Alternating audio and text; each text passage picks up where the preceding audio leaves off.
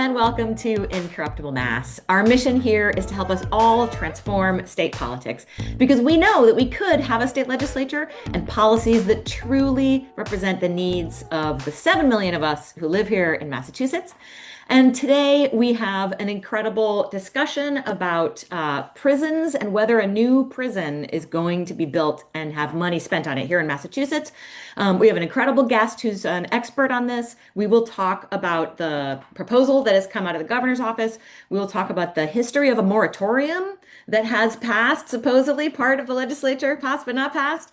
We will talk about why would you not want to have a new prison built, right? Maybe it makes sense to have a newer prison instead of an older prison. Like, why is it that that is not the right solution? And we will also, of course, talk about what would be the right solutions to actually solving the real problems that incarcerated women face here in Massachusetts. And before we do any of that, I'm going to go ahead and have my fantabulous co-hosts introduce themselves. Today, I will start with Jordan. My name is Jordan Brett Powers. I use he, him, and I'm excited for this conversation. And I have uh, many years' experience in Massachusetts politics, and I live in Worcester. And Jonathan. Jonathan Cohn, he, him, his, joining from Boston in the South End, and I've been active for over a decade on various progressive issue and electoral campaigns here in Massachusetts, and always happy to be here and happy to have our guest with us today. I'm Anna Callahan, she, her, coming at you from Medford, where I'm a city councilor. I've done a lot of work sort of across the country in local politics. And I'm especially interested in this conversation because in the year 2000, I was sort of radicalized by being thrown in jail for no reason at all and spending 3 days in jail. And it was an absolute shock to me. What happened in there? I was like, couldn't believe it. And so kind of became a prison we became aware of prison reform concepts. And so this really is a very, very important conversation. And I'm very excited that we have Mallory Hanora. Please correct me if I said that incorrectly, from Families for Justice as Healing. And if you don't mind introducing yourself and your organization, that would be amazing. Sure, I'm super honored to be here. Thanks for having me. My name is Mallory Hanora. I'm the co-director of Families for Justice as Healing. Our mission is to end the incarceration of women and girls. We do policy and litigation work. We do grassroots organizing, and we have the heart of our work is called Reimagining Communities, which is all efforts to create what different looks like, all led by directly impacted women. And our office is outside of Nubian Square in Roxbury. We're a statewide organization, and I'm zooming in from Quincy, where I live. Amazing. Thank you so much for being here. We would love, like, we had you on because there is a new proposal for a new prison. So, coming out of the governor's office, can you tell us a little bit about what that proposal covers? Sure. So the plan to build a new women's prison in Massachusetts started, as far as we know, under the Baker administration, and it was projected to cost $50 million at that point. In June of 2025, Governor Healy put out a press release announcing a $360 million women's prison plan. Oh, wait, hang on. From 50 to 3 to what? It went from 50 million to $360 million, 7 times more expensive. wow. Septupling, is that right? A sevenfold Yeah. increase.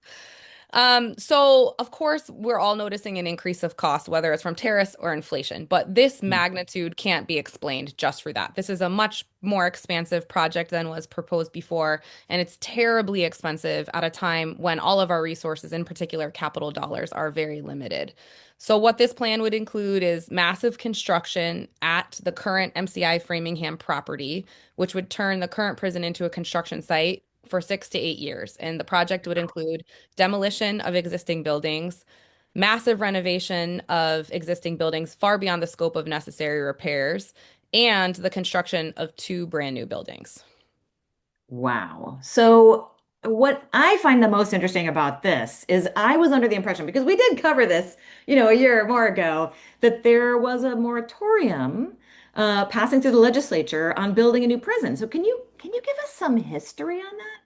I sure can. So we discovered that this plan was happening In 2019, 200 women were moved from MCI Framingham to the Suffolk County House of Corrections.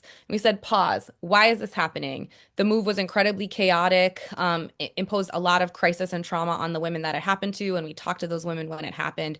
And we said, why didn't we explore other possibilities? The vast majority of those women are pretrial. They should be free to fight their case. Oh, What wow. Hang on, alternatives? hang on. They're Yep. pre-trial. Tell us a little bit about like why somebody is in prison when they're they're Yeah, pre-trial. largely on bail that they can't afford or on technical violations of pretrial release. So previously, But they Framingham haven't been held convicted of anything, is that right? nothing. Right. So previously, Framingham held women who were held pretrial from 4 different counties, and now there's pretrial women in Framingham from 1 county, and other women are in jails around the state. So when that move happened, we wanted to say, hey, what's going on? Like, this isn't, we shouldn't be shuffling women from one side of incarceration to another. We should really explore what else is possible. That's how we uncovered this was part of a longer term plan to rebuild or do massive construction at MCI Framingham. So And we I'm sorry, organized. is that only a women's prison? MCI Framingham is our only state prison for women. That's correct. Yes. And when we uncovered this plan, we were like, whoa, whoa, whoa. We're gonna do whatever we can to stop it, knowing that the women inside the prison don't support massive prison construction, nor do the women who have come home. So we pushed back on the architecture firms. We explored other ways of delaying or derailing the prison construction. And then we filed a jail and prison construction moratorium in 2021. And When you say what I think, filed, you mean you filed it like with the legislature, like yes, as with the as a legislature. law. Okay. And As a really, board. one of the most stunning parts about this story is y'all know the Massachusetts legislator better than me. And what's one of the defining characteristics is how slow we tend to move. But the jail and prison construction moratorium got passed in its first session being Wow. filed. It got sent to Baker's desk, and then unfortunately, it got vetoed right at the end of the session. We tried to call for a special session to override the veto, and unfortunately, it was never overridden. So the Okay, moratorium Baker never vetoed it. became Hang law. on, hang on. So the legislature passes it, and I would love Uh, Jonathan. You look like you're hot to try. Yeah, Go. the one thing I was going to note there, which like it was impressive about how you were able to get that passed, because I was thinking of like, wait, don't I remember this before? But know that the prior sessions that there had been the push against the bill around the Middlesex, like an expansion bill that was blocked. Yes, But then this was the first time of actually having no, actually, let's say change the discussion. We're not just here to block your bill about expanding it. We're here to just put pause on yes, all of this because we need time to actually think of what a better system looks like, as well as the realization that I know you often say, well, is how there are so many of the women in MCI Framingham that could be released on say medical parole or elder parole or so many other steps where you can get it down quite a lot rather than absolutely. like expanding the facility and spending so much money on that. Absolutely. And that huge resistance was built when the price tag was $50 million. And my Wow. co-director, Sashi James, incredible, and I love working with her. She coordinated this 90-mile march across the state at that Oh time, my from God. the western part of the state to all the way up to Beacon Hill and talking to people in communities really across political spectrum about what else we could do with $50 million rather Mm. than invest that in incarceration. And people had all sorts of important answers that their communities needed. And that was part of the huge push to get it passed in the first session. Unfortunately, it didn't. And then so then we've had to Wait, it refile this. passed though, and then it got Yeah, vetoed by Baker. So exactly. the legislature is on record for supporting a moratorium. Yes, you got it. That's right. Wow. So I agree. Like, is this a deja vu? Why are we still having this conversation? Didn't we agree to pause? Yes, Right. that's what we are saying. We have agreement and consensus that we should be pausing. We should be exploring different approaches. Now, especially under the Trump regime, is not the moment to invest 360 million capital dollars in prison construction when it's not supported by the women inside that prison. So, Okay. This is amazing, like background information. I would love to dig in for a minute because, I think a lot of people would think, well, wouldn't you rather have like a new prison than an old prison? Or like, what are the reasons why you don't want to spend money to update the prison? Why do the prisoners not want to have a prison that's a newer building and is more, I don't know, like, aren't they, you said it's more than the necessary updates, but like, why would you not want to at least update a prison or does this go wildly beyond it? Or tell us about that. Yeah, absolutely great question. First, I want to be clear that jail and prison construction moratorium would never have prevented necessary repairs. Ah, thank So you. there is no one that opposes necessary repairs to the prison. This project is vastly beyond that scope. The second thing I'd say is that if the only question that women are asked is, do you want an old prison or a new prison? The obvious answer is a newer one. And how old If is the the old prison?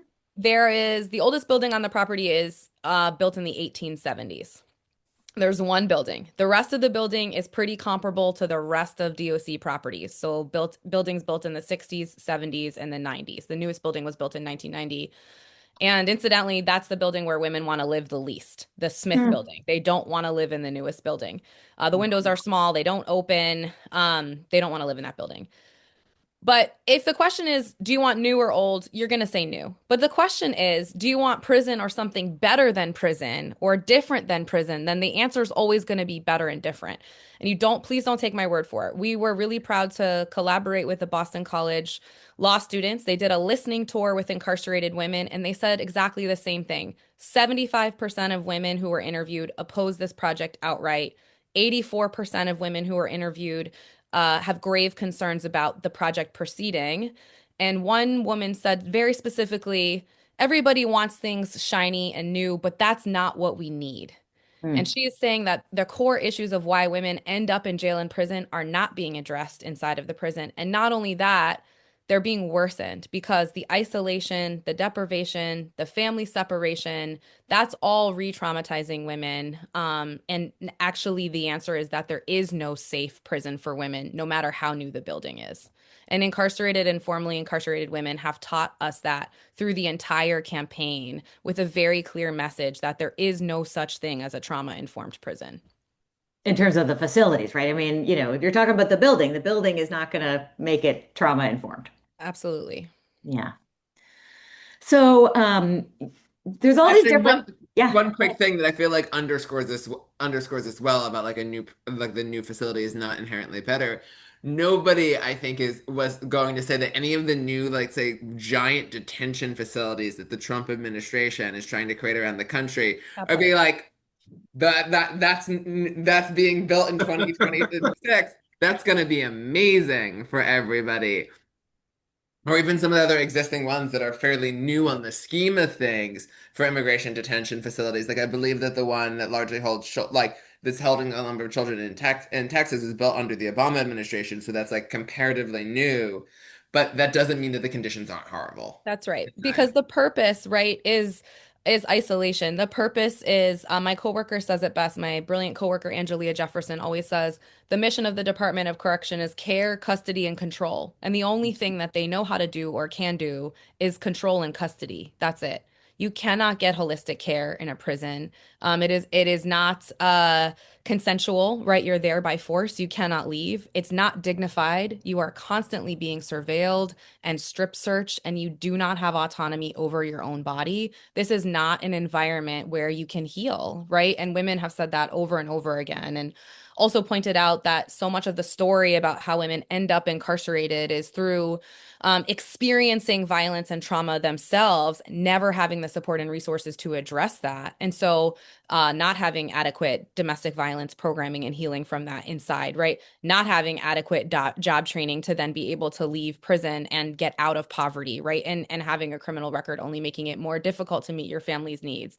All of these things are about the culture of punishment. They're not about the physical structure of the building, right? And no matter how nice the building is, it's behind layers of razor wire, and you're looking out to a community that you're not allowed to be part of. And what does that say in this moment if we're willing to invest so many capital dollars in a prison building rather than what women are asking for in their own community? Are we saying that you have to be arrested, prosecuted, and incarcerated in order to get this? Why are we not making more of this available in the community rather than behind the prison wall?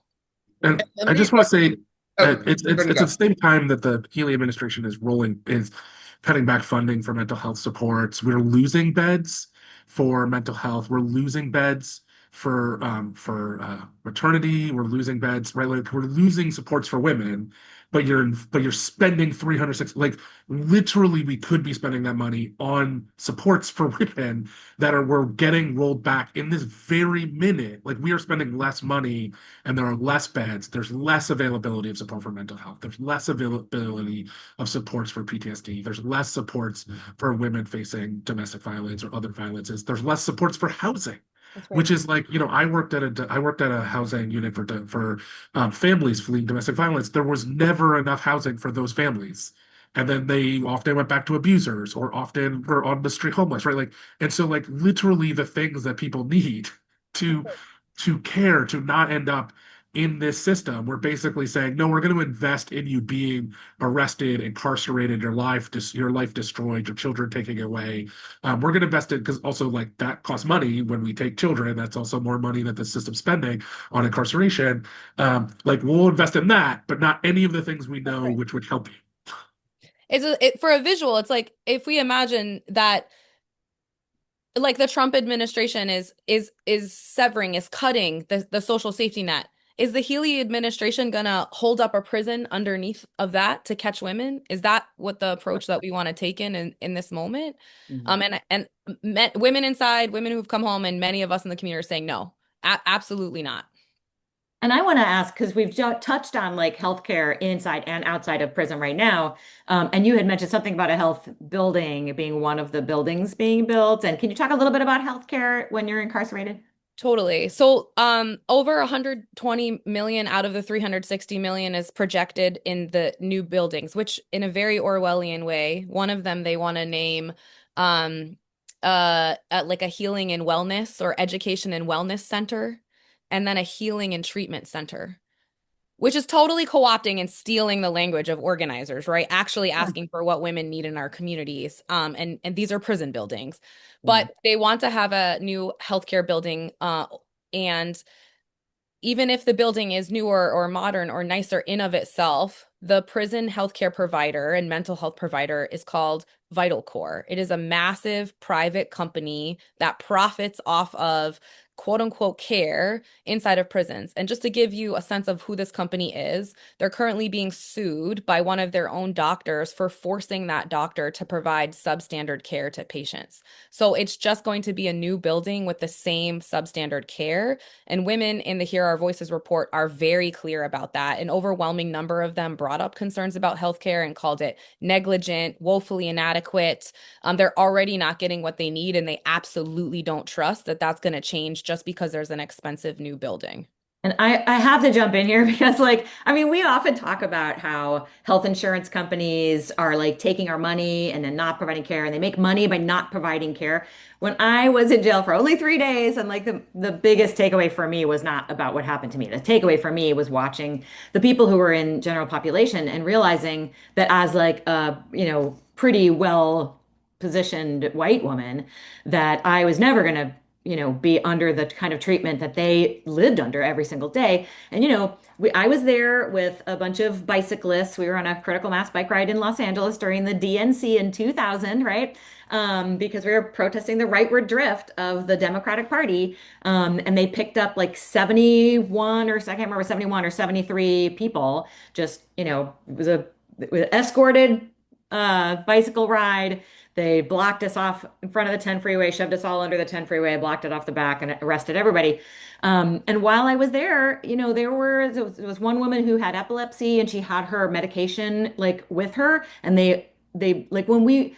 And there was a woman who had asthma. There were multiple women who, because there was maybe 23 women who had medical conditions where they needed their medication or they needed to see someone. And we would bang on the door and the jailers would come to the little window outside the door and we would say, she needs her medicine, like she has to take it. And they would laugh at us and say, you watch too much television, and they would leave. So I know that people sometimes hear stories about like what's happening in ICE detentions or what's happening, in other places, in prisons. And before these things happened to me, I thought they were exaggerated.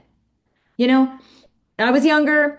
I had a little more trust of the system at that time. I've lost that trust now. But just for our listeners, in case there's anyone out there who is saying to themselves, "Oh, these stories are exaggerated, you probably it's a bad apple, blah, blah, blah." Like it is, I can tell you what happened to me and how, and I've heard these kinds of stories so many times over and over. It is a systemic problem.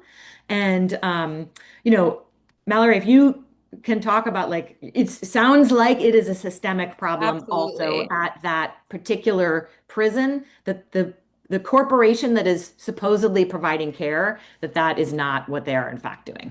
Absolutely. And first, thanks for sharing your experience and solidarity. I was in the Tombs in New York, an infamous jail after being arrested before the RNC in 2004. No way. Absolutely. We're sisters. Definitely. And thus, it wild to be 20 years after that and be a big, huge part of that, protesting the Iraq War at the time, and now being here on the precipice of Yes. this war and opposing it again. Yes. As an important thing to note, as the work is very local, it's also in international solidarity as well, against all of these systems of punishment. But the systemic healthcare issue is massive, and it's totally reflected in what women were lifting up in this listening tour report. So I just want to say that that was to the tune of 88% of women interviewed. 88% of women interviewed brought up healthcare on their own about being the problem at Framingham. 75% described the care as negligent and coercive. They described exactly what you'd witness. It's women being given the wrong medication, women not being given medication on time, women needing to be transferred to external providers and waiting years to be going to see a specialist outside of the prison. One woman said, "I have never seen so much negligence in my life." And very pointedly, another woman said, "This is not a place where women come to get better. This is a place where women come to die." And I think that is a condemnation of the current system. It's also a condemnation of an investment in expanding or continuing the same system Yeah. that hasn't worked since the 1870s to do anything but punish. And it's not going to change now with massive capital investment in simply a new building. Whew, heavy stuff. Heavy stuff. I am going to go ahead and turn us to what might actually solve these issues. Like if it's not 300 and some odd $1 million being spent on construction of a prison, instead of spent on education and housing and healthcare and all the things, that people need. What would help? Great question. So one of the mantras that I want to share is policy change before prison construction. And we mean that at every level, right? There's internal policies at the Department of Correction that don't have to wait for state law changes. Example, women are currently being strip searched after Zoom visits with their attorneys. Absolutely no reason for that level of humiliation and degradation. Oh my God. So there's things that are just about women's basic dignity. So hang Uh, on, and I have to poke at this because I'm assuming that the only reason that is illegally allowed to happen is because it used to be that you would meet your attorney in person, and then they allowed a strip search because you had a meeting with someone.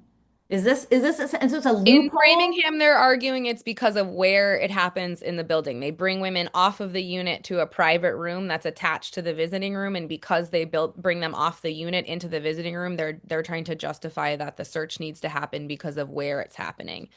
I Um, just want to make just a quick interjection about this. I thought this was ended up coming up so well at the one hearing earlier this last year around the visitation bill that was whenever you have so much fear mongering that exists about people are trying to bring drugs into the facilities when we know that there are the only people who are leaving and coming back every single day and are thus the most likely ones to be bringing anything in are the guards, but yes, they never face any kind of extra scrutiny on that, and they just use it as opportunities to harass the individuals who are incarcerated and surveil them absolutely. even more. I will also say we were with the 23 women I was with, we were illegally strip searched and body cavity searched twice while we were there. And we actually won a fair-sized lawsuit because the LA County Jail had already been sued, and the courts had told them they were not allowed to do this anymore. And they didn't do it to any of the, 50 or so men that we were arrested with. Only the women got strip search and body cavity search. So, like, this is about dehumanization and humiliation. Yes, absolutely. So, and that's one example, and it is an important one because I think it is reflective of the culture, right? And if we're proposing a trauma-informed project, but this is the daily practice, then these things need to be addressed. They don't require a state law change. They require immense oversight over the DOC to get a handle on this type of invasive surveillance and regular mistreatment, on top of just sort of attitudes about women's bodies, constantly being looked at, constantly being talked about. And then there is things that women have been asking for this entire time. Incarcerated women have reached out to Governor Healy multiple times via letter. Now there's this listening tour report. They're asking for modern programming, more programming from the outside, more educational opportunities, more job training, and then healthcare outside of the prison. And then that brings us to what change actually could look like. And what we're saying is that we have to take a look at practical, meaningful decarceration right now. As a whole, the Department of Correction has the oldest incarcerated population in the United States. At Framingham alone, there are 7 women in their 70s. We should be looking at mechanisms to release elders. So elder parole is pending in the legislature. The medical parole statute has been woefully underutilized, and way too many people have suffered for way too long while they're very, very sick. So there's women who are certainly eligible for medical parole right now, whether or not they've applied, because I think some women have given up, that so few women have gotten out, they don't even believe it's a viable pathway to come home. So releasing the most vulnerable people, medically vulnerable people, and elders who can barely navigate around being in prison. And Those can should we be. throw in the women who are in jail and they haven't been convicted of anything? How about the pretrial people? Can we throw those in? Yeah, so we could reduce the current population of MCA Framingham by 25% by releasing people who are there pretrial. Jesus.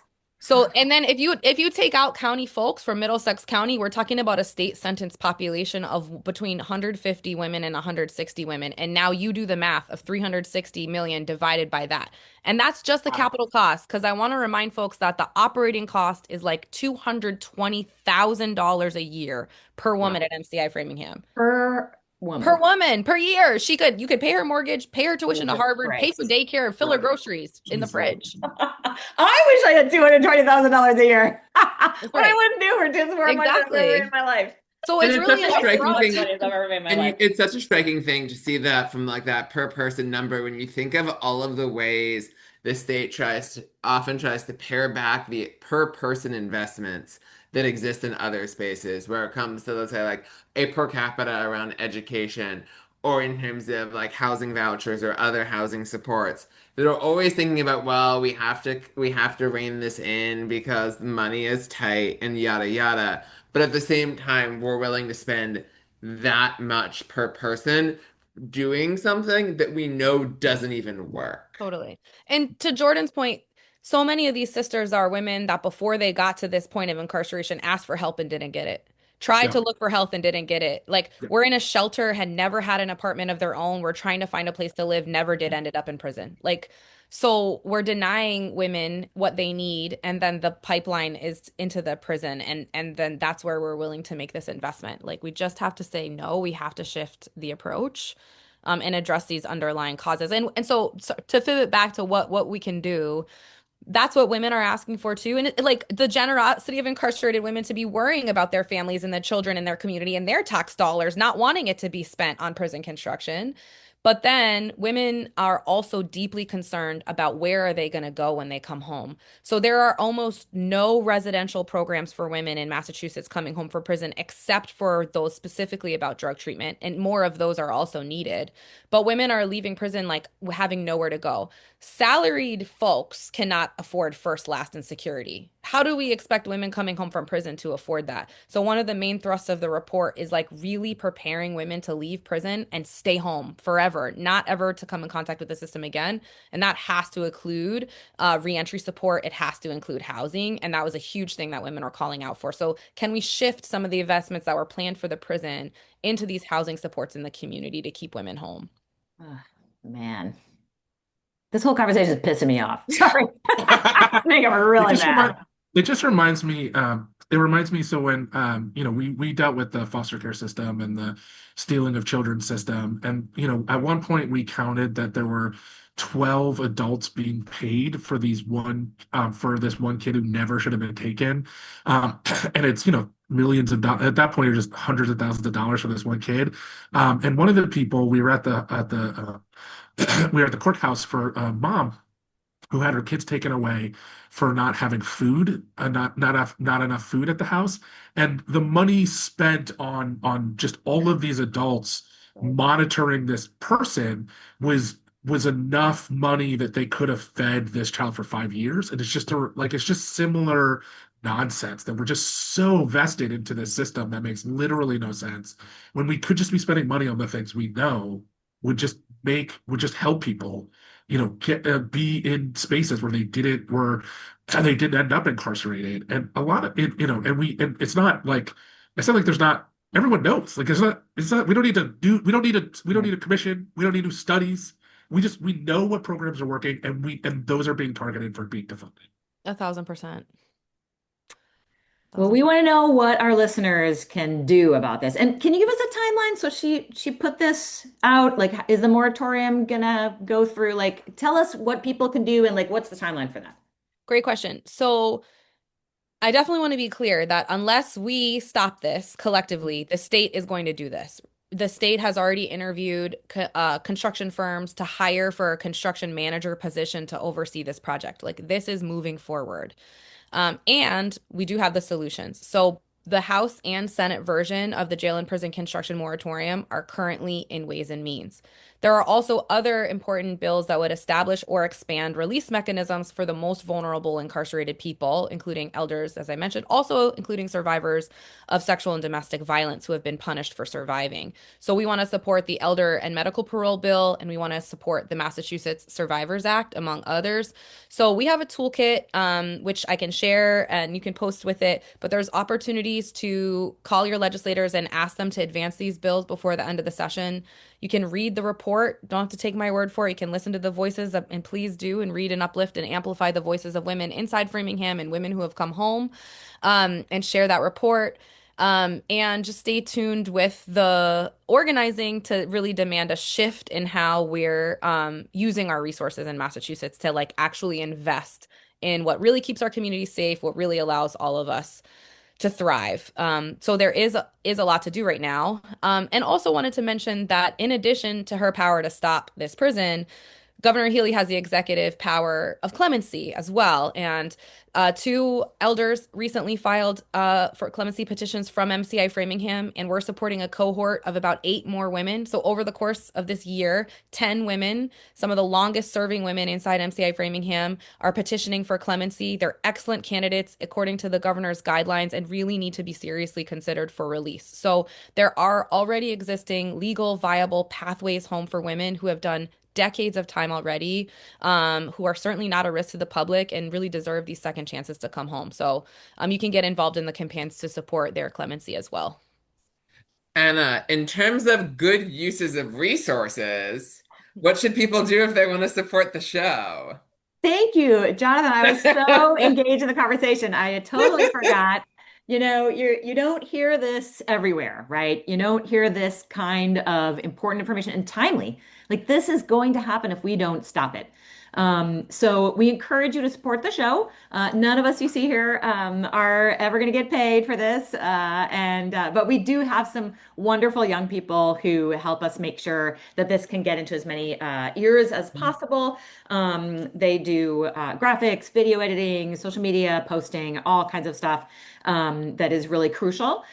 So you can always just right below, there's a link. You can donate to the show. Feel free to also, we'll try and have some information below as well in terms of how you can get engaged in this action to stop this prison proposal from moving forward. Well, I'm going to go ahead and we often have sort of last comments here, so I'll end with you, Mallory, but I'm going to go ahead and have Jonathan, and then we'll have Jordan and me, and then Mallory. I'll say one quote that I often think about is the line about how every system is perfectly designed for the results that it produces. And I think that that's so true of the carceral system in the US. And that speaks to the need for that kind of that fundamental root and branch rethink of it, that building out a proposal is just going in the entire like building out an existing prison is the entire wrong direction of. Absolutely. Jordan? Yeah, just please get involved. Like this is something that you Mhm. can have a real impact on. Mhm. Um, and it's really about the reason these things happen is because there's an inherent belief that these people are invisible. They don't matter. Mhm. You shouldn't care about them. They aren't really people. They've done something wrong. I don't know, whatever sort of ways the system rationalize this. And so just speaking out and saying, no, no, we see them. They matter. And more importantly, I matter because these systems when they're spending $360 million on Mhm. this and they're rolling back beds for mental health, that's people I know's children who can't get beds for Mhm. mental health. That's, it's not, it's all of these systems. When we're funding one thing and we're not funding systems that can help these people, the systems that can help people are actually systems that all of us are accessing that are not getting money. And so just, if you please do get involved, please do something like Mhm. this is money and systems that are not just failing the women involved in this who are getting caught up, but it's a way in which it's siphoning money that's could be helping all of us and failing these women. Wait, quick thing My, that your oh, point just made me think of is that one thing that I think is useful just because of a lot of, let's say, like criminality discourse in people's minds is when you look every day about the rampant criminality that exists in the White House, right?